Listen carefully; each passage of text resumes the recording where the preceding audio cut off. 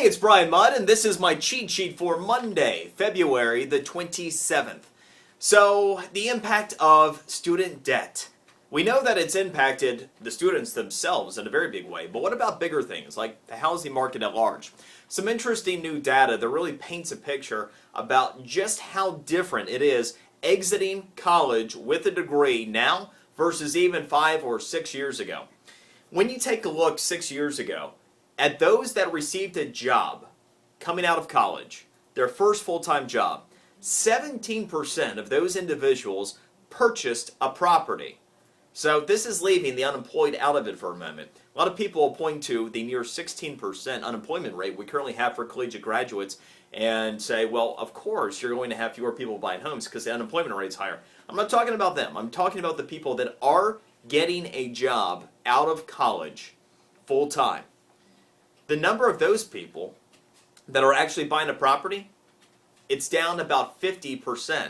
Only 8%, down from 17% of those that are getting their first full-time job out of college are actually buying a property. And affordability is so much better than it was 5 or 6 years ago. So the question is, why? Why are you renting now?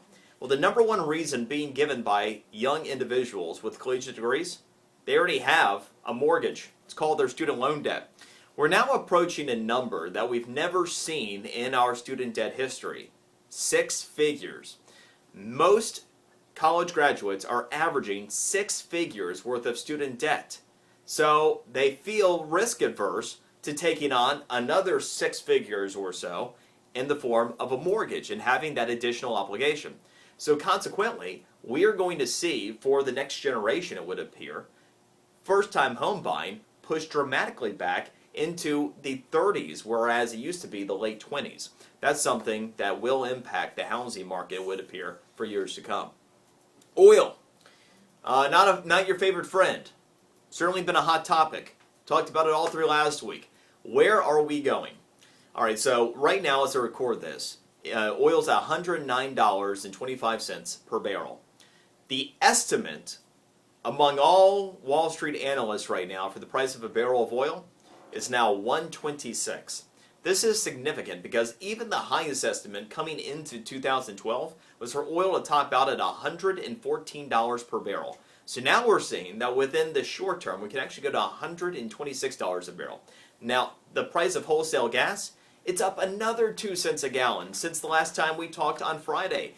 At the wholesale level, the futures 2 weeks out, the price was at $3.29. Now it's up to $3.31, meaning for the Palm Beaches and the Treasure Coast right now, we are within the next 2 weeks going to see the average price in the neighborhood of $3.90 per gallon. That's already baked in the cake. So we're on the precipice of $4 a gallon before we even get to the more expensive blend of fuel that's coming in the spring.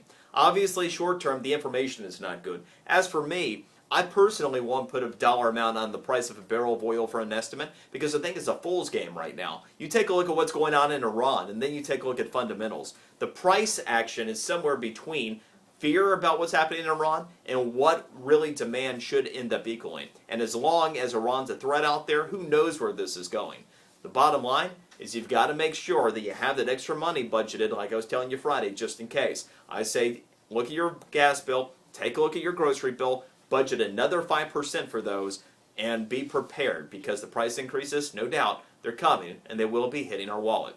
It's a cheat sheet for today. Enjoy yours. See you tomorrow.